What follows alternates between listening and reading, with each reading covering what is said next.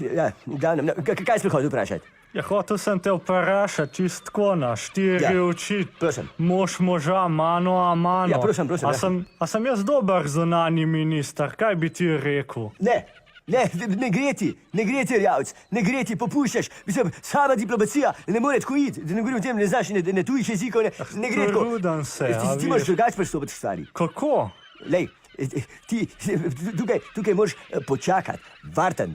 Počakati moraš, da Hrvaška pusti Istro, da se odcepi. Ja, se že 25 let čakamo. Kaj naj še, koliko časa? Zunanja diplomacija se čaka, ne 25 let, 50 let, 100 let, 150 let. To je treba dolgo počakati. A bom jaz takar reče zunanji minister?